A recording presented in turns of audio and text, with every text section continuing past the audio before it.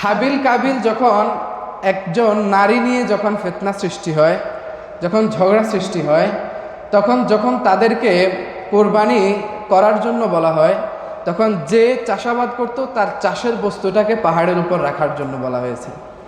তো সে তার চাষাবাদের যে বিষয়গুলো আছে, যে জিনিসগুলো আছে, সেগুলো পাহাড়ের উপর রেখে আসে। আরেকজন দুম্বা বকরি ভেড়া চড়াতো, তো ওর ওই ভেড়া থেকে একটা ভেড়া অথবা জবে করা কিছু ভেড়ার যেই সামগ্রী, এটাকে পাহাড়ের উপর রাখা হয়েছিল। তখন সিস্টেম ছিল, যেটা কবুল হইতো আসমান থেকে আলোক রশ্মি এসে এটাকে জ্বালাই দিত। যারটা কবুল হইতো তারটা কি করতো? জ্বালাই দিত। কিন্তু আমরা যেটা করি, আমাদের কি গোশত জ্বালাই দেওয়া হয়? কোথাও ছিটানো লাগে না। তা আল্লাহ এজন্য বলতেছেন যে তোমাদের রক্ত গোশত এটা আমার কাছে পৌঁছে না, ওয়ালাকিন ইয়ানালুহুত তাকওয়া। তাহলে পৌঁছেটা কি? বরং পৌঁছে হলো তোমাদের দিলের যেই তাকওয়া, খোদাভীতি, কোন জায়গা থেকে কিসের জন্য তোমরা কোরবানি দিচ্ছ, এই জিনিসটা আমি আল্লাহর কাছে পৌঁছাই। তার মানে কোরবানি যদি দিতে হয়, না গোশতের জন্য, না রক্তের জন্য, না দাম্ভিকতা দেখানোর জন্য, না মানুষকে দেখানোর জন্য, কাউকে দেখানোর জন্য নয়, একমাত্র আল্লাহকে দেখানোর জন্য। চিল্লায় বলেন ঠিক কিনা? একমাত্র আল্লাহকে দেখানোর জন্য। আল্লাহকে দেখানোর জন্য যে কোরবানি আমরা দিই, আয়াতের পরের অংশে এবার আল্লাহ তাআলা বলতেছেন এখানে, অর্থাৎ আল্লাহর জন্য যেটা হবে সেটাই তো তাকওয়া নাকি? আর বান্দার জন্য যেটা হবে সেটা কি? ভুয়া। আল্লাহর জন্য যেটা হয় সেটা তাকওয়া, বান্দার জন্য যেটা হয় এটা ভুয়া। এটা শুধুমাত্র জবে করে গোশত খাওয়া ছাড়া আর কোনো ফায়দা নাই। আছে? হ্যাঁ, না, নাই। এরপরে আল্লাহ তাআলা বলতেছেন কাযালিকা সাখখারাহা লাকুম। আল্লাহ তাআলা বলেন এরপরে আমি ওই পশুগুলোকে তোমাদের অনুগত বানিয়ে দেই। বিশাল বড় কোরবানির গরু, বিশাল বড় তার শিংগুলো অনেক ধারালো, তার শিংগুলো অনেক ধারালো, বিশাল বড় কোরবানির যন্ত্র। কিন্তু এরপরেও এই কোরবানির যন্ত্রটা আপনাকে আমাকে অবাধ্য হয়ে একটাবার গুতা দেয় না? দেয়? হ্যাঁ, সাধারণ মেয়ে ছাগলও দৌড়াইলে ছুটলে তো আমগো অস্তিত্ব নেই। বিশাল বড় কোরবানির একটা গরু নিয়ে আসছে, এই গরুটা মালিকের সামনে মাথাটাকে কি করাই দেয়? নত করে দেয়। দেয় না? আল্লাহ বলেন কাযালিকা, শুধুমাত্র যে তোমরা কোরবানি দাও শুধু এটা নয়, তোমাদের তাকওয়া আমাদের কাছে পৌঁছে, শুধু তাই নয়, বরং এই পশুগুলাকে আমি তোমাদের তাবে বানিয়ে দিই। নাইলে এই পশুগুলা যদি তোমাদেরকে আক্রমণ করত, তাহলে পালানোর কোনো জায়গা পাইতে না, পালাবার কোনো জায়গা পাইত না। এই বিশাল বড় গরু কারে মানে? আপনারে মানে। আল্লাহ বলতেছেন এদেরকে আমি তোমাদের তাবে বানিয়ে দিই, যে কাযালিকা সাখখারহাম, এটা তোমাদের অনুগত হয়ে যায়, তোমাদের কখনো দ্বিমত করে না, বিরোধিতা করে না, বিরোধিতা করে না। এরপর আল্লাহ তাআলা বলতেছেন শুধু তাই নয়, আমি এটাকে অনুগত করি এজন্য তোমরা একটু চিন্তা করো, এত বড় পশু যদি তোমার বিরুদ্ধে যায়, এত বড় পশু যদি তোমার বিরুদ্ধে গিয়ে তোমার উপরে আক্রমণ করে, তোমার বাঁচার কোনো জায়গা নাই। লিতুকাব্বিরাল্লাহ আলা মা হাদাকুম, আমি তোমাদেরকে পথ প্রদর্শন করে, আর আলা মা হাদাকুম লিতুকাব্বিরাল্লাহ, যেন তোমরা এটাকে চিন্তা করে আমি আল্লাহর তাকবীর পড়তে পারো, আল্লাহর বড়ত্ব ঘোষণা দিতে পারো, আল্লাহর তাকবীর ঘোষণা দিতে পারো। এই বিশাল বিশাল যন্ত্রগুলো আমাদের তাবে হয়, এটা চিন্তা করেও তো একবার পড়া যায় আল্লাহু আকবার, বলা যায় না? হ্যাঁ, এটা চিন্তা করেও তো পড়া যায় সুবহানাল্লাহ, হাঁটতে চলতে পড়া যায় না? এটা চিন্তা করতে করতে হয়তো জিকির করা যায়, লা ইলাহা ইল্লাল্লাহ করা যায় না? হ্যাঁ, কি বলেন?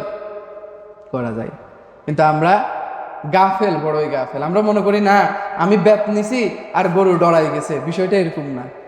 আপনি বেত নেওয়ার পরে অথবা আপনি গরুর দড়িটা ধরার পরে আল্লাহ তাকে আপনার অনুগত বানায় দেয়, এজন্য সে মাথাটাকে নিচের দিকে নামায় সোজা চলে আসে, নাইলে সে কখনো আপনি তারা আনতে পারতেন না। শুধু তাই নয় প্রিয় ভাই, আপনি যখন তাকে কয়েকজন মিলে জোর জবরদস্তি করে যখন তাকে সোয়ান জবে করার জন্য, সেই সময়ও ওই পশুটা যদি তার শরীরে জোর দেখায়, তাহলে আপনার মতো কয়েকজনকে সে ছিটকে ফেলে দিয়ে দৌড়ে চলে যাইতে পারে, পারে না? হ্যাঁ, কিন্তু সামান্য একটু জোর খাটানোর পরে সে নিজেকে আস্তে বিলাই দেয়। এটা একমাত্র আল্লাহ অনুগত বানায় দেয়। এই জন্য আল্লাহ অনুগত বানায় দেয়। এজন্য আল্লাহ তাআলা এরপরে বলতেছেন, আলা মা হাদাকুম ওয়া বাশশিরিল মুহসিনিন, আমি এই সমস্ত ব্যক্তিগুলোকে, যখন তোমাদের এই সমস্ত প্রাণীগুলোকে তোমাদের অনুগত বানিয়ে দে, আর আপনি সৎ কর্মশীল যারা আছে এদেরকে সুসংবাদ দিয়ে দেন। সুসংবাদ, যারা সৎ কর্মশীল আছে এদেরকে কি করে দেন? সুসংবাদ দিয়ে দেন, এরা যেন কি করে? সুসংবাদ গ্রহণ করে। প্রিয় ভাইয়েরা আমার, এজন্য কোরবানি যে দিব, এই কোরবানিটা সম্পূর্ণ চিন্তা করে আমার আল্লাহর জন্য যেন হয়। এখন থেকে, এখন তো কোরবানি গরু বা পশু এখনো অনেকে কিনেন নেই, আজকে এই নিয়তটা পরিপাটি করেন ইনশাআল্লাহ। আমি কোরবানি দিব কার জন্য বলেন? আল্লাহর জন্য দিব তো ইনশাআল্লাহ। অনেকগুলা বিষয় আছে পশুর সাথে আমাদের মাসালা। প্রথম নম্বরে হলো কোরবানির পশু জবে করার কিছু মাসালা আছে। জবে করার, এখন এই জবে করার মাসালা আমাদেরকে জানতে হবে। কারণ অনেকেই আছি আমরা নিজে নিজে কোরবানি দিব, এটা আমরা নিয়ত করে রেখেছি। কি বলেন ভাই, ঠিক না? হ্যাঁ, এজন্য এই মাসালাটা আপনাকে অবশ্যই জানা থাকা লাগবে, নাইলে আপনার কোরবানি হয়তো দিয়েছেন কিন্তু না হওয়ারও সম্ভাবনা আছে, না হওয়ারও সম্ভাবনা আছে। এক নম্বরে, প্রথম নাম্বার, কোরবানি জবের যে প্রসঙ্গটা, এই প্রসঙ্গ আসলেই আসে নিজের কোরবানি নিজ হাতে দেওয়া সবচাইতে উত্তম। নিজের কোরবানি নিজে দেওয়া কি সবচাইতে উত্তম? বলেন আমার সাথে, বলেন নিজের কোরবানি নিজে দেওয়া উত্তম। আরেকটু জোরে বলেন, কি উত্তম? আচ্ছা, এটা মাথায় ঢুকেন, নিজের কোরবানি নিজে দেওয়া উত্তম। দ্বিতীয় নম্বরে হলো, এই কোরবানির পশু যখন জবে করা হবে তখন কোরবানি দাতা যারা বা যারা কোরবানি দিচ্ছে, কোরবানির জন্তুর আশপাশে থাকবেন। কোথায় থাকবেন? আশপাশে থাকবেন। কেন? আপনার দেওয়া কোরবানির যে জন্তুটা, এটা যখন কোরবানি হয় আপনার দিলে তখন অন্যরকম একটা প্রশান্তি আসবে, যে আমার দেওয়া কোরবানি বা আমার ক্রয় করা যে পশু, এটা আমার আল্লাহর জন্য কোরবানি হচ্ছে। এই চিন্তা করে আপনার দিলে যে আল্লাহর প্রতি ভালোবাসার সৃষ্টি হবে, এই যে মহাব্বত সৃষ্টি হবে, এটা পশুকে দেখলে, জবে করার সময় দেখলে যেরকম সৃষ্টি হবে, এছাড়া আর এরকম সৃষ্টি হবে না। এজন্য নিজের কোরবানির পশুটা জবে করার সময় নিজে একটু দেখবেন, নিজে একটু দেখবেন যে আমার কোরবানির পশু জবে হচ্ছে, নিজে একটু অনুভব করবেন যে আমার আল্লাহর জন্য আমি কোরবানি দিচ্ছি। এই জন্য নিজের কোরবানির আশপাশে থাকাটাও কি উত্তম। তৃতীয় নাম্বার, কোরবানির পশুকে যখন শোয়াই দিই আমরা, শোয়াই দেওয়ার পরে কোরবানির পশুকে আমরা কোন দিকে শোয়াই? উত্তর এবং দক্ষিণে, উত্তর দক্ষিণে শোয়াই। উত্তর দক্ষিণে শোয়ানোর পরে এই কোরবানির পশুর মাথাটা থাকবে কোন দিকে? হ্যাঁ, মুখ পশ্চিম দিকে থাকবে মুখ। পশু এবং জবেকারী এই দুইজনের চেহারা কোন দিকে থাকবে? পশ্চিম দিকে। পশু এবং জবেকারী, যিনি জবাই দিবে, এই দুইজনের চেহারা পশ্চিম দিকে থাকবে। এখন আমাদের সমাজে হয় কি, গরুর যে শিং আছে না, শিং দিয়ে মাটির ভিতরে এত জোরে চাপ দিই, মুখটা পুরো কোন দিকে থাকে? হ্যাঁ, না, মুখ থাকে কোন দিকে? উত্তর দিকে, ঠিক আছে, দক্ষিণ দিকে ফিরানো থাকে। কোন দিকে? দক্ষিণ দিকে। অথচ শিংটাকে যদি একটু বাঁকা করে আপনি দেন, মুখটা কোন দিকে থাকে? পশ্চিম দিকে থাকে। এটা অধিকাংশ মানুষ এই জায়গাটাতে ভুল করে। আমাদের মুখ, প্রত্যেকটা পশুর মুখ থাকে কোন দিকে? দক্ষিণ দিকে মুখ থাকে। এটা একটু খেয়াল করবেন। এই জন্য যিনি জবেকারী তার মুখ থাকবে কোন দিকে? পশ্চিম দিকে। আর জন্তুর মুখ থাকবে কোন দিকে? পশ্চিম দিকে। এই দুইটা জিনিসের মুখ পশ্চিম দিকে থাকতে হবে। এটা উত্তম। বলে হুজুর থাকে নাই, তাইলে কি হবে? কিছু হবে না, তবে কি উত্তম? বলেন তবে কি উত্তম? এই জন্য একটু শুধু শিংটাকে, অনেকে আছে পাকার উপরে করে, শিংটাকে একটু বাঁকা করে দিয়ে ধরবেন, দেখবেন মুখটা পশ্চিম দিকে আমনে ফিরে যায় না? এজন্য এই দুইটা জিনিসের চেহারা থাকতে হবে কোন দিকে? কেবলার দিকে। কোরবানির পশু এবং কোরবানির যিনি জবেকারী তিনি থাকতে হবে এইদিকে। জবে করার আগে একটা দোয়া আমাদেরকে পড়তে হবে। এই দোয়াটা হলো, আল্লাহ রাসূল সাল্লাল্লাহু আলাইহি ওয়াসাল্লাম যখন কোরবানির পশু জবে করতেন তখন তিনি এই দোয়াটা পড়তেন। আল্লাহ রাসূল পড়তেন, ইন্নী ওয়াজ্জাহতু ওয়াজহিয়া লিল্লাযী ফাতারাস সামাওয়াতি ওয়াল আরদা হানিফান ওয়া মা আনা মিনাল মুশরিকিন। পারি না? একবার সহজ। কোরবানির পশু যখন জবে করা হয় প্রথম নম্বরে সুন্নাহ হলো এই দোয়াটা পাঠ করা। প্রথম নাম্বার হলো কি? এই দোয়াটা পাঠ করা। এরপরে হলো, ইন্না সলাতি ওয়া নুসুকি ওয়া মাহইয়ায়া ওয়া মামাতি লিল্লাহি রাব্বিল আলামিন। যেই ব্যক্তি জবে করে এই ব্যক্তিটা পড়বে নিশ্চয়ই আমার কোরবানি অথবা আমাদের কোরবানি, ইন্না সলাতি ওয়া নুসুকি, আমার ত্যাগ, আমার কোরবানি, আমার সবকিছু, লিল্লাহি রাব্বিল আলামিন, বিশ্ব জগতের প্রতিপালক একমাত্র আল্লাহর জন্য। কার জন্য? আল্লাহর জন্য। এরপর দোয়াটা যেটা, সেটা হলো পড়া লা শারীকা লাহু ওয়া বিযালিকা উমিরতু ওয়া আনা আউয়ালু মিনাল মুসলিমিন। এই দোয়াটা পড়া। এই দোয়াটা পড়ার পরে এবার আপনি পড়বেন আল্লাহুম্মা মিনকা ওয়া লাকা। এই কথা বলে বিসমিল্লাহি আল্লাহু আকবার বলে ছুরি চালাই দিবেন। বিসমিল্লাহি আল্লাহু আকবার বলে ছুরি চালাই দিবেন। বুঝে আসছে কথা? তাইলে এক নম্বরে হলো নিজের পশু নিজে জবে করা উত্তম। দ্বিতীয় নম্বরে হলো যে আপনি পশু জবের করার সময় শরিকদার যারা আছে এরা পশুর কাছে থাকবেন। তৃতীয় নম্বরে হলো জবেকারী এবং পশু দুইটার মুখ থাকবে কোন দিকে? পশ্চিম দিকে, কিবলার দিকে। এরপরে হলো দোয়া পড়া। যে দোয়াটা বলছি এটা আপনারা শিখে নেবেন ইনশাআল্লাহ, যারা জবে করেন এই দোয়াটা পড়বেন।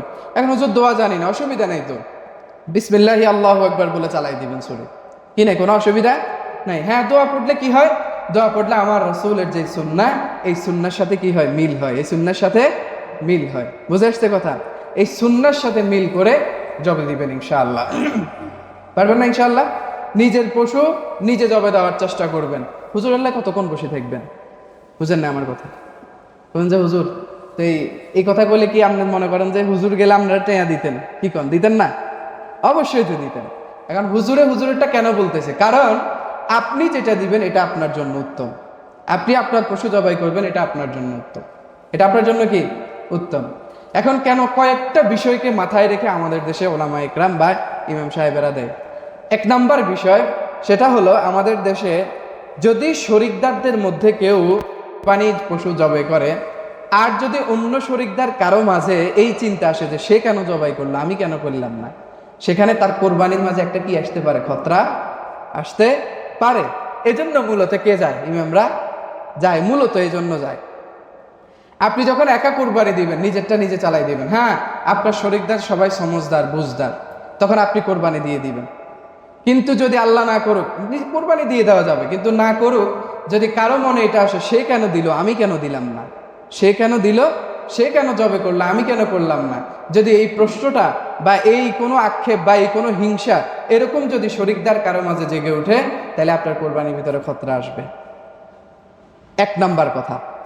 দ্বিতীয় নম্বরে হলো সুন্নার পরিপূর্ণ অনুসরণ হয়তো আমরা করতে পারি না, এজন্য উম্মতের ওলামা ইকরামরা বা ইমামরা যায় জবে করার জন্য, এটা যায়। ঠিক আছে না ভাই?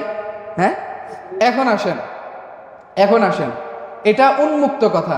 যেই কোনো জায়গার যেই কোনো মানুষ যে জবে করুক, আপনার শরিকদারের মাঝে যেই জবে করবে, আপনার সর্বোচ্চ তৌফিক অনুযায়ী আপনি তাকে সম্মান করবেন। আপনি তাকে কি বলে, এটাকে সোজা কথা, এটার মানে হলো পারিশ্রমিক দিবেন। যে জবে করবে তার শ্রম, সে শ্রম দিচ্ছে, আপনি তাকে পারিশ্রমিক দিবেন। আপনি বলবেন যে হুজুর তো আপনারাও তো জবে করবেন। হ্যাঁ, যে জবে করবে তাকে পারিশ্রমিক দিবেন। মিয়া, মুদ্রার খতম পড়ে টাকা নেওয়ার চাইতে কোরবানি জবে করে যে টাকাটা নেওয়া হয় এটা উত্তম। ঠিক হয় না কি? ঠিক না বলেন? হ্যাঁ, অবশ্যই ঠিক। মৃত বাবা মায়ের জন্য কোরআন খতম করে আমরা যেই টাকা নিই, আমাদের ইমামরা, আমাদের কি বলে এটারে খতিবরা যেই টাকা নেই, এই টাকা তো স্পষ্ট হারাম, সোজা কথা। মৃত ব্যক্তির জন্য কোরআন খতম করে যদি টাকা নেওয়া হয়, এই টাকা স্পষ্ট হারাম। কিন্তু আপনি কোরবানির পশু জবাই করে ইমাম সাহেব যদি বলে 1000 না, আমার 1500 না, 2000 টাকা দিবেন, জবাই করলে কোরআন না করাইলে নেই, আপনি দিতে বাধ্য, এটা জায়েজ। এটা কি বুঝে নাই আমার কথা? এটা জায়েজ। আজকে আমরা জায়েজটারে নেগেটিভ চোখে দেখি, আর না জায়েজটারে আমরা ভালো চোখে দেখি। আজীব কথাবার্তা। এই যে ইমাম সাহেব বা আপনার কি বলে মুয়াজ্জিন সাহেব, ওনারা যখন পানিতে ফুক দেয়, আপনারা পানি পোড়াল্লায় আসেন না? ইমাম সাহেব যদি বলে যে পানি পোড়া দিমু 200 টাকা দিতে হবে, পানি পোড়া দিমু 500 টাকা দিতে হবে, পানি পোড়া দিমু 1000 টাকা দিতে হবে, আপনি দিতে বাধ্য। পানি পোড়া নিলে নেন, না নিলে নেন। আপনি বলুন যে হুজুর এটা কোনায় পাইছেন? আপনি বলবেন যে এটা কোনায় পাইছেন? এটা জায়েজ, এটা জায়েজ। কিন্তু আপনি যেটা করেন, আপনি মৃত বাবা আমার জন্য হুজুর করে নি একবারে কোরআন খতম করায়। কোরআন খতম না জায়েজ এটা আমি বলতেছি না, কোরআন খতম জায়েজ, দুনিয়াবি ফায়দা, কেউ দোকানে ব্যবসা লোকসান হয়েছে কোরআন খতম করায়, এটা জায়েজ। দুনিয়াবি আপনার ছেলে বিদেশ যাবে, কোরআন খতম করায়, এটা জায়েজ। অর্থাৎ দুনিয়াবি যে ফায়দা আছে, এই ফায়দা অর্জন করার জন্য কোরআন শরীফ খতম করানো, এটা জায়েজ। কিন্তু মৃত বাবা মা, মৃত ব্যক্তির জন্য কোরআন খতম করায় 1 টাকা নেওয়া জায়েজ। সারা পৃথিবীর কোন ওলামা একরাম এটা দেখাইতে পারবে না, কেউ দেখাইতে পারবে। কিন্তু ওইটার চাইতো আপনার পানিতে ফুক দিয়ে টাকা নেওয়া, এটা হলো জায়েজ। এখন পানিতে ফুক দিয়ে যদি মুয়াজ্জিন সাহেব কয় আমার 500 টাকা দাম লাগবে, হুজুর গো দাম দ্বারা শেষ নেই, বুঝেন না? এটা কিন্তু জায়েজ ভাই। কেন আমরা আজকে এরকম হয়ে গেছি বলেন? ওইটা না জায়েজ, ওইটাকে জায়েজ বানাই নিছি। আর এটা জায়েজ, এটাকে আমরা খারাপ চোখে দেখি, নষ্ট চোখে দেখি, বলেন। অতএব হালালকে হালাল বলতে হবে, হারামকে হারাম বলতে হবে। চাই সেটা ইমামের বিরুদ্ধে যাক, চাই সেটা মসজিদের বিরুদ্ধে যাক, চাই সেটা সমাজের বিরুদ্ধে যাক, চাই আমার সভাপতির বিরুদ্ধে যাক, যেটা হালাল, যেটা হক, সেটা বলতে হবেই হবে। কথা কয় না, কি ঠিক না ভাই? বলতে হবে। আর ইমাম সাহেব যাই যদি কয় বলে ছুরি চালাম আগে 1000 টাকা রাখেন, আপনি দিতে হইব, আপনি না দিয়ে উপায় নেই, নাহলে আপনারটা আপনি জব করেন, অসুবিধা নেই। বুঝেন না কথা? এটা বলে হুজুর খালি কি বলে এটা খালি তারা মাওলানা গিয়াসউদ্দিন জামে মসজিদের লাইনে কি না, সারা বাংলাদেশের প্রত্যেকটা জায়গার মাসালা এটা, সোজা কথা। যে জবে করবে, যে মানে শুধু ইমাম যে সেটা না, যে জবে করবে, সে যদি বলে আমি ছুরি চালাম আগে আমার 1000 টাকা দেন, কত দিবেন, দাম দর করেন, এই দাম দর করাটা জায়েজ। আপনারা কইবেন হুজুর আপনারা আর দাম দাইলেন না, বুঝে, কিন্তু এটা জায়েজ ভাই। অথচ আপনি যেটা করতেছেন কোরআন খতম করাইয়া আমরা যে ইমাম মুয়াজ্জিন আমরা যে টাকা নিই, এটা সম্পূর্ণ নাজায়েজ, দুনিয়াবি ফায়দা ছাড়া। হ্যাঁ, কবরের পাশে যাই আপনার কি বলে এটাকে কবর জিয়ারত করে টাকা নিয়ে যাই আমরা, অনেক জায়গায় আছে না, এরকম আছে না? নাই আছে, কবর জিয়ারত করে টাকা নেয় না। অনেক জায়গায় তো এমনও আছে জানাজা পড়াই পর্যন্ত টাকা নেই, অথচ সম্পূর্ণ হারাম, এটা সম্পূর্ণ কি হারাম। এখন হুজুর আপনি যেন কইলেন যে ছুরি চালায় টাকা নেওয়া যায়, তারপরে হলো পানিতে ফুক দিয়ে টাকা নেওয়া যায়, এটা কি দলিল কি?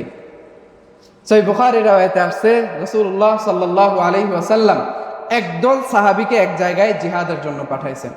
পথিমধ্যে উনাদের খাওয়ার শেষ, খাওয়ার এবং পানীয় শেষ। তো সেখানে কিছু বেয়াজ, আমরা আমাদের এদিকে বলে ওই যে সাপুড়ি, সাপুড়ি যারা আর কি, এদের কি বলে, বেদি, বেদি, হ্যাঁ বেদি বা বেদুইন, আরব বেদুইন কিছু ছিল।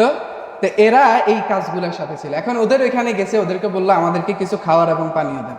ওরা বললো যে না আমরা দিব না, আমরা দিব না। কারণ ওই সাহাবীদের মধ্য থেকে যখন দেয় নাই তখন তিনারা চলে আসছে। আসার পরে এবার ওদের ওইখানে একজনকে সাপে কাটছে। আর সাপে কাটার পরে ওই সাহাবী বললো আমি ভালো করে দিতে পারবো, তবে বিনিময়ে আমাদেরকে এই জিনিসগুলা দিতে হবে, আমাদেরকে এত এত টাকা দিতে হবে, এত এত দেন মোহর দিতে হবে। তারা বললো যে ঠিক আছে আমাদের সর্দারকে আগে ভালো করে দেন, তাইলে আমরা দিব। এই কথা শোনার পরে ওই সাহাবী ওই ব্যক্তিটার পায়েতে যেখানে সাপে কাটছে ওই জায়গায় গিয়ে সূরা ফাতিহা 7 বার পড়ছে। সূরা ফাতিহা কয়বার? 7 বার। বুজুর্গের কিছু নাই, আমরাও আপনাদেরকে যে পানি পড়া দিই এখানে সূরা ফাতিহা আছে, হ্যাঁ আনুষঙ্গিক কিছু আয়াতের শেফা আছে বা আরো কিছু আয়াতের শেফা আছে, কিন্তু মূল হলো সামনে পরে আগে দুরূদ শরীফ, পরে দুরূদ শরীফ, মাঝখানে সূরা ফাতিহা 7 বার, কেউ 3 বার পড়ে। এরপর হলো মাঝখানে কিছু আয়াতের শেফা আছে। আয়াতের শেফা যারা জানেন তারা জানে নেবেন, যারা জানেন না তারা তো জানেন না।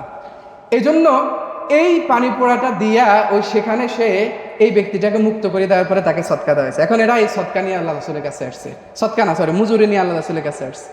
আসার পরে রাসূলুল্লাহ সাল্লাল্লাহু আলাইহি ওয়াসাল্লামকে বললেন ইয়া রাসূলুল্লাহ আমরা তো এই কাজ করছি, এখন আমাদের ভয় হইতেছে এই টাকাটা আমরা খাইতে পারবো কিনা। আল্লাহ রাসূল বললেন যে তোমরাও খাও আমারও কিছু দাও। বুঝেন নাই? আল্লাহ রাসূল কি বলছেন?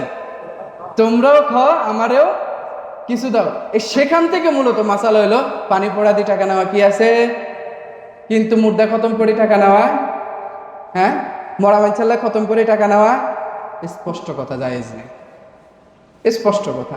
অনেকে রাগ করে কই হুজুর আপনি এটা খতমের দাওয়াত দিয়ে আপনি যান না কেন? ভাই জায়েজ তো নেই, কেমনে যাবো কোন? আমি না জায়েজ কাজটাতে যাবো কিভাবে আমরা বলেন? এই জন্য যেটা হারাম এটা হারাম, যেটা হালাল এটা হালাল। যদি ইমাম সাহেব এই কি বলে এটাকে হারাম কাজ করে এটা হালাল হয়ে যায়, বুঝেন না আমার কথা? ইমাম সাহেব হারাম কাজ করলে এটা কি হালাল? হ্যাঁ জিন্দিগিতে হবে, কখনো না। ইমাম হারাম কাজ করছে, হারাম হারামই, জিন্দিগিতে হালাল হবে না। হারাম হারাম, মনে রাখবেন। তো হুজুর পানি পড়া আমরা নিলে তো আপনারা দেওয়া লাগেন, হ্যাঁ আপনারাও নিলে হয়, তবে এটা মনে রাখবেন 5 ওয়াক্ত নামাজে মুয়াজ্জিনের জবান সরাসরি আল্লাহর আরশে গিয়ে ধাক্কা লাগে। কি ঠিক না? হ্যাঁ, 5 ওয়াক্ত নামাজে ইমামের ফাতিহা সরাসরি আল্লাহর আরশে গিয়ে ধাক্কা লাগে। এজন্য পানি পড়া নিবেন ওই সমস্ত বুজুর্গদের থেকে, ওই সমস্ত লোকগুলা থেকে। আপনার পরিবারেও আছে এরকম বুজুর্গ যে তাহাজ্জুদ গুজার, আমলদার, হ্যাঁ মিথ্যা কথা বলে না, এরকম আছে না? এদের থেকে পানি পড়াগুলো নিবেন, অনেক ফায়দা পাবেন। কারণ এই জবান যার যত পবিত্র, তার কি বলে এটাকে, আপনার দোয়ার আসর তত বেশি। প্রসঙ্গক্রমে অনেকগুলো কথা আসছে, এজন্য চেষ্টা করবেন কি করা, নিজের কোরবানি নিজে দেওয়া। বিসমিল্লাহি আল্লাহু আকবার বলে যখন আপনি ছুরি চালাইয়া দিবেন, এরপরে কি বলে, আপনাকে ছুরি চালানোর পরে একটা ছোট্ট একটা দোয়া পড়বেন, আল্লাহুম্মা তাকাব্বালহু মিন্নি, আয় আল্লাহ এই কোরবানিটাকে আপনি আমার পক্ষ থেকে কবুল করে নেন, কামা তাকাব্বালতা মিন হাবিবিকা মুহাম্মাদিন সাল্লাল্লাহু আলাইহি ওয়াসাল্লাম, যেমনি ভাবে নবী মুহাম্মদুর রাসূলুল্লাহ সাল্লাল্লাহু আলাইহি ওয়াসাল্লামের কোরবানিটাকে আপনি কবুল করে নিয়েছেন। ওয়া খলিলিকা ইব্রাহিম আলাইহিস সালাতু ওয়াসসালাম, আর ইব্রাহিম আলাইহিস সালাতু ওয়াসসালামের কোরবানিটাকে আপনি যেরকম আপনার দরবারে কবুল করে নিয়েছেন, মাবুদ আমি আমার অন্তরটাকে খুব একটা বেশি পরিশুদ্ধ করতে পারি নাই, আমার কোরবানিটাকেও আপনি আপনার দরবারে কবুল করে নেন। এই দোয়াটা ইয়ের পরে পড়া, মূলত আমরা এই দোয়া অনেকেই জানি না, এই জন্য হুজুর অথবা আমাদের যেই সমাজে যারা মোটামুটি এই ধার্মিক লেভেলের আছে, আমরা তাদেরকে দিয়ে কি করাই, কোরবানি করাই। এরপরে আসেন, জবে করার সময় আপনার আল্লাহ যদি বাঁচায় রাখে, যাদের যাদের নামে কোরবানি দিবেন এদের একটা বিশাল বড় লিস্ট করবেন, কি বলেন, লিস্ট করে হুজুর হাতে দিবেন। হ্যাঁ এরকম? আচ্ছা বলেন তো, আপনার আমার অন্তরের খবর কে জানে? কে জানে বলেন না, আরো একবার জোরে বলেন, কে জানে? আল্লাহ জানে। তো অতএব এত বড় লিস্ট আপনি কোরবানি পশু জবে করতে গেলে কেন দেওয়া লাগবে? আপনি যখন কোরবানি ক্রয় করেন, কোরবানির টাকা যখন আলাদা করছেন, তখনই তো আপনার নিয়ত আছে আপনি কার জন্য কোরবানি দিচ্ছেন, কার নামে কোরবানি দিচ্ছেন, এটা নিয়ত আছে না ভাই? হ্যাঁ, তাইলে আর দ্বিতীয়বার কোনো নাম দেওয়ার কোনো দরকার আছে? কোনো প্রয়োজন নেই। এজন্য এটা করবেন না। এটাতে প্রথম নাম্বার কথা, সময় নষ্ট হয়। কি হয়? সময় নষ্ট হয়। দ্বিতীয় নাম্বার কথা হলো, কারণ অনেকেই অপেক্ষায় থাকে, সময় নষ্ট হয়। এজন্য নাম দেওয়া এটা কি না জরুরি না, নাম দেওয়া কি না জরুরি না, নাম প্রয়োজন নেই। আপনার নামের খবর আল্লাহু আলিমুম বিজাতিস সুদূর, অন্তরের খবর একমাত্র জানে কে? আল্লাহ জানে। অতএব নাম দেওয়ার দরকার নেই। বিশাল বড় এক লিস্ট আমরা ধরাই দিই, এটার কোনো কি নেই, প্রয়োজন নাই। এরপরে হলো যে জবেকারী অবশ্যই মুসলিম হইতে হবে। বলে হুজুর অমুসলিম, অনেক সময় হিন্দু বন্ধু বান্ধব, সামনে ট্রেডিশন চলে আসতে পারে, যে সোশ্যালিজমের জামানা, এই ট্রেডিশনটা চলে আসতে পারে, এজন্য এটা আগাম আপনাদেরকে বার্তা দিয়ে দিই। বন্ধু বান্ধব আছে অনেকে, যে আপনার হিন্দু বন্ধু বান্ধব, অনেক সময় হইতে পারে বলবে তোদের কোরবানি পশুটা এবার আমি জবাই দিই। হ্যাঁ, বন্ধু বলবে যে আমি তো ডোন্ট মাইন্ড, সমস্যা কি, তুই আয় জবাই দিবি, সমস্যা নেই। না, কোন অমুসলিমের হাতে আমার কোরবানির পশু জবাই দিলে সেই কোরবানি হবে না, সেই গোশত খাওয়া যাবে না। সামনে আপনারা বলবেন যে এটা কি কথা, এখন সামনে এই ট্রেডিশনটা চলে আসতেছে অতি শীঘ্রই। কেন জানেন? এখন আমাদের এই কি বলে আপনার বিজাতি সম্প্রদায় যারা আছে, এরা অনেক সুকৌশলে আমাদের ভাইদের ভিতরে ঢুকে আমাদের নারীদেরকে অপহরণ করতেছে। আমাদের যুবক যারা আপনার কি বলে মুসলিম, আমাদের যারা যুবকগুলো একটু ধার্মিক, এদেরকে কৌশলে এরা ইসলাম এবং দিন থেকে বিমুখ করার জন্য তৎপর হয়ে আছে। চিল্লায় বলেন ঠিক কি ঠিক? তৎপর হয়ে আছে। এজন্য যুবক ভাইয়েরা আমার সাবধান, বিজাতিদের বন্ধু বানাইতে বড় সাবধান। বিজাতিরা আমাদের কখনো বন্ধু হতে পারে না। হ্যাঁ, দাওয়াত দিতে পারে, তুমি আমার ইসলামে আসো, লেকিন এরা আমাদের কি হতে পারে না, বন্ধু হতে পারে না। কাজেই বন্ধু যদি শখ করে দেয়, আয় এবার আমরা 3-4 বন্ধু মিলে তবু কোরবানির সময় একটা কোরবানি পশু কিনে জবাই দিয়ে আমরা খামু না। আপনার ওই হিন্দু বন্ধু যদি জবাই দেয়, এই গোশত কি করতে পারবেন না, আপনি খাইতে পারবেন না। কোনো বিজাতি বন্ধু যদি জবাই দেয়, এটা আপনি খাইতে পারবেন না, আপনার কোরবানি হবে না। প্রিয় ভাইরা আমার, এরপরে হলো যে আপনার যেই পশুটা আপনি জবাই করবেন, এই পশুটা যদি কোনো নাবালেগ সে যদি জবাই করতে পারে, সেও জবাই করতে পারবে, কোনো কি না অসুবিধা নাই। কোনো পুরুষ সেও জবাই করতে পারবে, কোনো মহিলা, আমাদের দেশের মহিলারা তো একবারে সাহসী নাকি, হ্যাঁ, আমাদের দেশের নারীরা খুব একটা সাহসী না। এরপরেও যদি কোনো মহিলা চায় যে না আমার পশু, আমরা কি বলে এটা যে বাপ ছেলে, তারপরে মা, তারপরে যারা আছে আমরা সবাই মিলে আমাদের পশু আমরা কোরবানি দেবো, ধরে পড়ি যেমনে পারি, দিতে পারবে, কোনো কি নাই, অসুবিধা নাই, দিতে পারবে। অনেক সময় প্রশ্ন থাকতে পারে যে মহিলা জবাই দিলে কোরবানি হবে কিনা, হবে, বুঝেন না কথা, মহিলা জবাই দিলে কোরবানি হবে, কিন্তু একবারে কি এইভাবে দেবর বাসুর তারপরে হইলে আপনার ওই আরো যারা যারা আছে সবাই নিয়ে একসাথে কোরবানি দিবে, এটা জবাই দিবে, এটা না। যাদের সাথে তার দেখা দেওয়া হালাল এদেরকে নিয়ে কোরবানি দিবে, তাইলে হবে, এরা ছাড়া হবে না, এছাড়া হবে। এরপরে হলো যেই ব্যক্তিটা কোরবানি দিবে, যে আপনার তার পশুর যেই রগ আছে 4টা রগ অবশ্যই অবশ্যই কাটা যেতে হবে, 4টার মাঝে যদি 3টা রগ কাটা যায় তাহলে হয়ে যাবে, কিন্তু 3টা থেকে যদি একটাও কমে যায়, মানে 2টা রগ কাটা যায়, তাহলে তার কোরবানি খতরা হবে, এই কোরবানি তার জন্য কি হবে না, পশু জবাই করা হবে না, ওই গোশত খাওয়া হারাম হয়ে যাবে, ওই গোশত খাওয়া কি হয়ে যাবে, হারাম হয়ে যাবে। বুঝে আসছে কথা? এজন্য কোরবানি জবে করার সময় অবশ্যই খেয়াল রাখবেন যে 4টা রগ কাটা গেছে কিনা, 4টা রগ কাটা গেছে কিনা, এটা খেয়াল রাখবেন।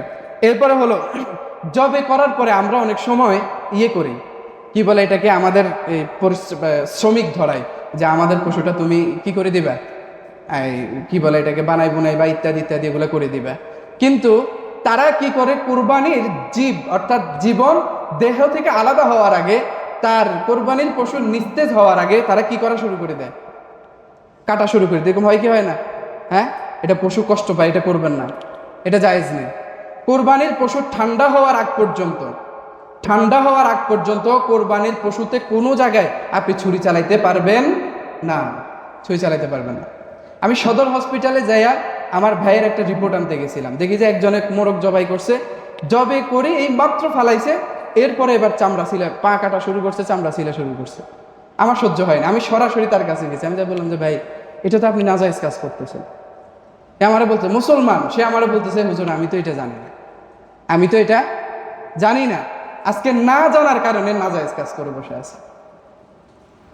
এজন্য কোরবানির পশু নিস্তেজ হওয়া পর্যন্ত আপনি কোরবানির পশুতে কোনোভাবে কি লাগাইতে পারবেন না, ছুরি লাগাইতে পারবেন না, নিস্তেজ হওয়ার পর পর্যন্ত পারবেন। এই হলো আমাদের জবের মাসালা, এই ছিল কি জবের মাসালা। কোরবানির পশু আর এই কয়েকদিনের ভিতরে কিনবেন, হৃষ্টপুষ্ট থেকে সুন্দর একটা কোরবানির পশু কিনবেন, হৃষ্টপুষ্ট থেকে কি করবেন, সুন্দর একটা কোরবানির পশু কিনবেন তো ইনশাআল্লাহ। দ্বিতীয় নাম্বারে, এই কোরবানির সময় যখন আসে তখন কিছু দালাল এই কোরবানির পশুদের ভিতরে দালালি করার জন্য ঢুকে যায়, আছে না নাই? হ্যাঁ, আছে না? দালাল থেকে সাবধান থাকবেন। এটা আমি বলি না, স্বয়ং রাসূলুল্লাহ সাল্লাল্লাহু আলাইহি ওয়াসাল্লাম বলে তোমরা এটা থেকে সাবধান থাকবা। তোমরা কি করবা, এটা থেকে সাবধান থাকবা। হযরতে আব্দুল্লাহ ইবনে আব্বাস রাদিয়াল্লাহু তাআলা আনহু হতে বর্ণিত, তিনি বলেন ক্বালা রাসূলুল্লাহ সাল্লাল্লাহু আলাইহি ওয়াসাল্লাম, না আব্দুল্লাহ ইবনে আব্বাস, হযরত আবু হুরায়রা রাদিয়াল্লাহু তাআলা আনহু, ক্বালা রাসূলুল্লাহ সাল্লাল্লাহু আলাইহি ওয়াসাল্লাম, আল্লাহ রাসূল সাল্লাল্লাহু আলাইহি ওয়াসাল্লাম বলেন লা তানাজাশু, তোমরা দালালি করিও না।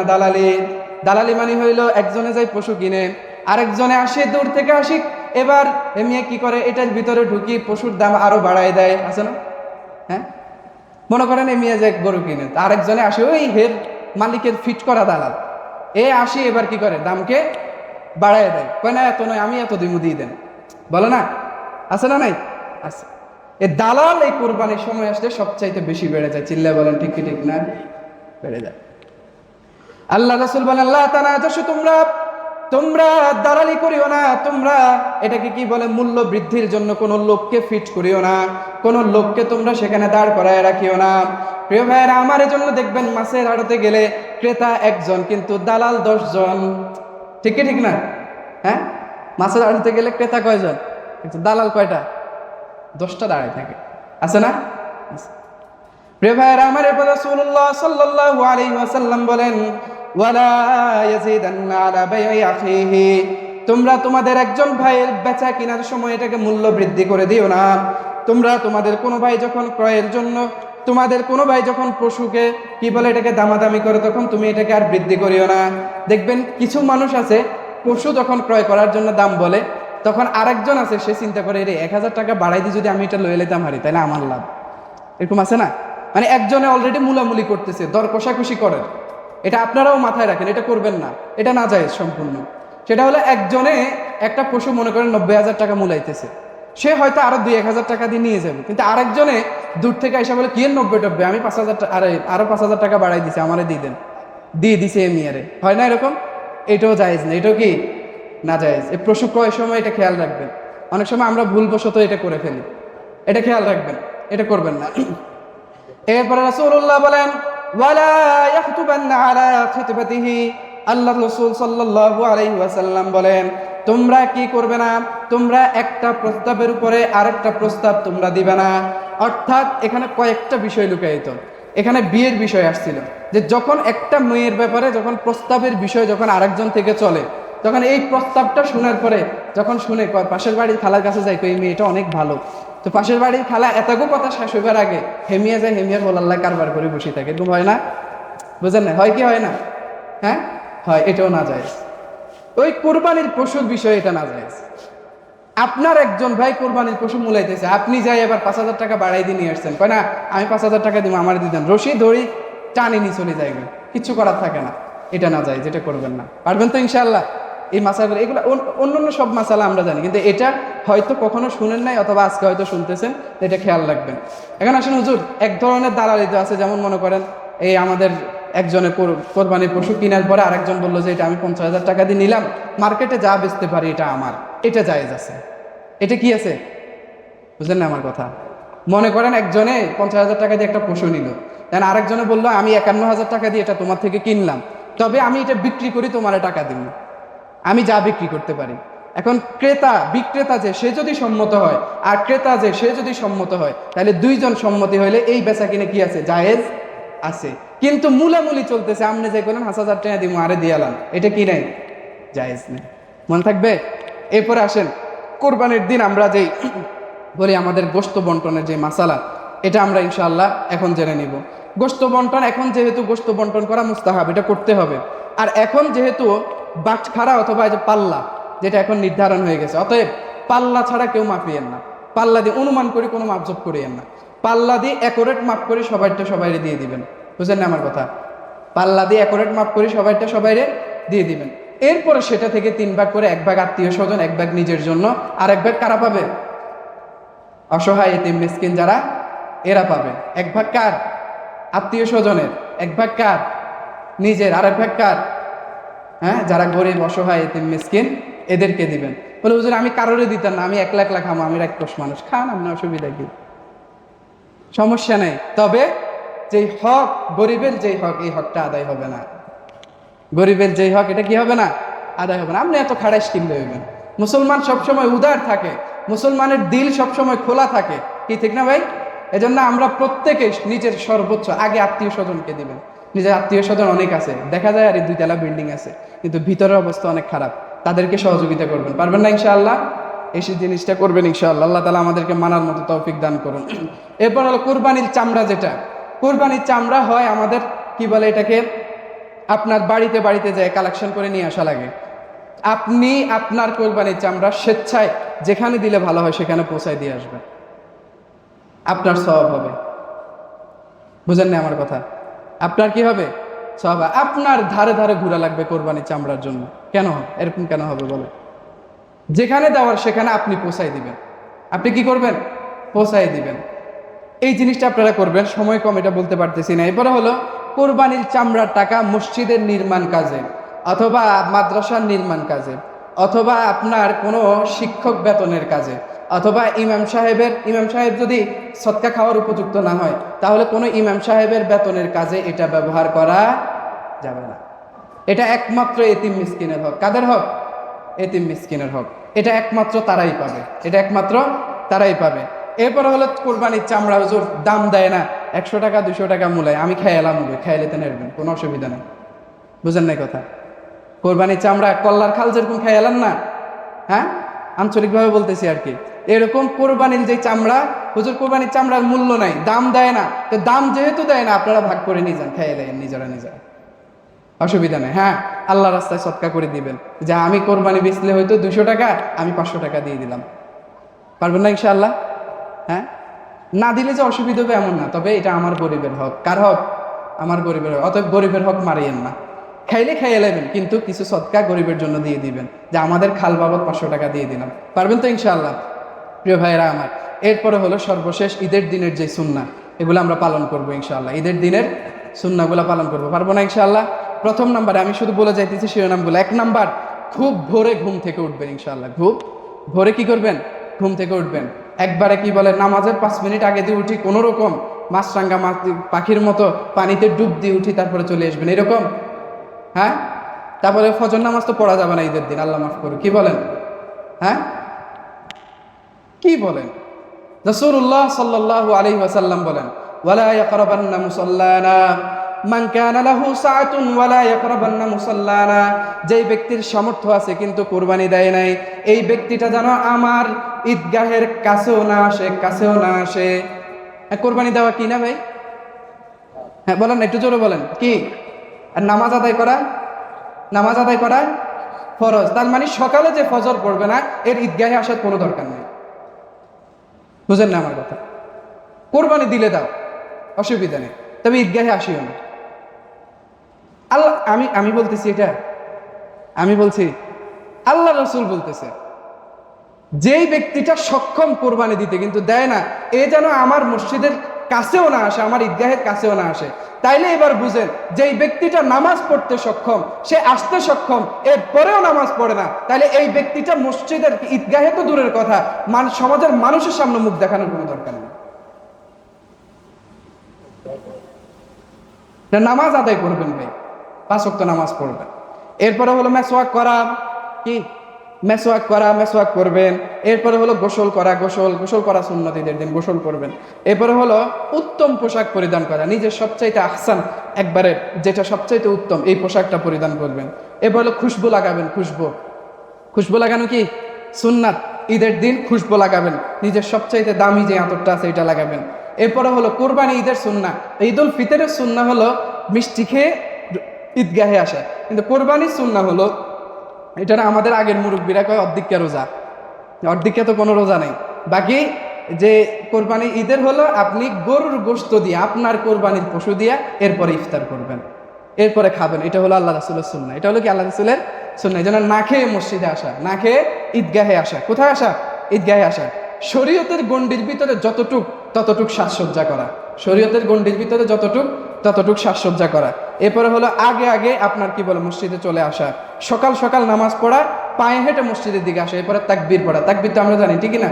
হ্যাঁ, আল্লাহু আকবার, আল্লাহু আকবার, লা ইলাহা ইল্লাল্লাহু আল্লাহু আকবার, আল্লাহু আকবার ওয়ালিল্লাহিল হামদ, আল্লাহু আকবার, আল্লাহু আকবার, লা ইলাহা ইল্লাল্লাহু আল্লাহু আকবার, আল্লাহু আকবার ওয়ালিল্লাহিল হামদ।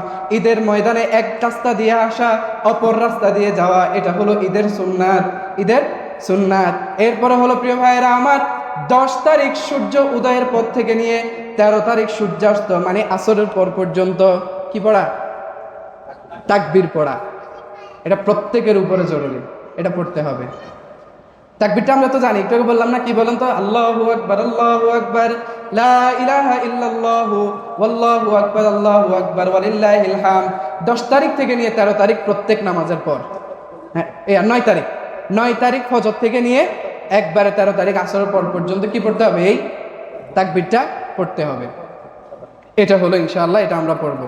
দ্বিতীয় নাম্বার, যুবক ভাইয়েরা আছেন নি আপনারা? যুবক ভাইয়েরা আছেন তো? সোশ্যাল মিডিয়ার যে বিপ্লব, এটা এবার ঘটাতে হবে। কি জানেন? নিজের কোরবানি দেওয়ার পশুর ছবি, নিজের তরবারির ছবি ফেসবুকে পোস্ট করবেন। কি বলে এটাকে, আপনার মুরব্বীরা হয়তো বলবেন যে এটা কোন ধরনের কথা, আপনারা বুঝবেন না, যুবকরা বুঝবে। নিজের কোরবানি দেওয়ার যে পশুর ছবি, যেই ছবি, এটা সোশ্যাল মিডিয়াতে সবচাইতে বেশি পোস্ট করবেন ইনশাআল্লাহ। করবেন তো ইনশাআল্লাহ? কারণ হলো বাতিলকে দেখিয়ে দিতে হবে যে আমরা যেরকম কুরবানির পশুর গলায় ছুরি চালাইতে পারি, যদি জিহাদ শুরু হয় তাহলে কাফের এবং কুফফারের গলায় ছুরি বসাতে এক বিন্দু পরিমাণ মুসলমান দেরি করবে না ইনশাআল্লাহ। এটা দেখাইতে হবে তাদেরকে। তারা বলে যে এই পশুটা ছবি দিলে, আমাদের খেলোয়াড় একটা ছিল মুশফিকুর রহিম, সে যখন একবার ছবি পোস্ট করছে, এটা নিয়ে অনেক ট্রল শুরু হয়েছে যে কেন ছবি পোস্ট করলো, তার এই ছবি পোস্ট করার কারণে বাচ্চারা নাকি ভয় পায়। আমরা বলতে চাই, তোমাদের যে রথ যাত্রা হয় আর সেখানে যে ভয়ঙ্কর মূর্তিগুলো দেওয়া হয়, এই ভয়ঙ্কর মূর্তিগুলো দেখলে আমাদের বাচ্চাগুলো এর চাইতে বেশি ভয় পায়। চিল্লায় বলেন ঠিক কি ঠিক না? বেশি ভয় পায়। এই জন্য যুবক ভাইয়েরা আমার বেশি পোস্ট করবেন, স্ট্রাইক খাবেন, আবার তোলার জন্য সেটাকে চেষ্টা করবেন, তবে এই পোস্টগুলো করবেন ইনশাআল্লাহ। পারবেন তো ইনশাআল্লাহ? কারণ সোশ্যালিজমের এই বিপ্লবটা রাখতে হবে, এটাও আমাদের একটা বিপ্লব। বেশি বেশি নিজের ছবি পোস্ট করবেন, পারবেন তো ইনশাআল্লাহ? আল্লাহ তাআলা আমাদেরকে মানার মতো তৌফিক দান করুন, বলেন আমিন। ওয়া মা আলাইনা ইল্লাল বালাগ।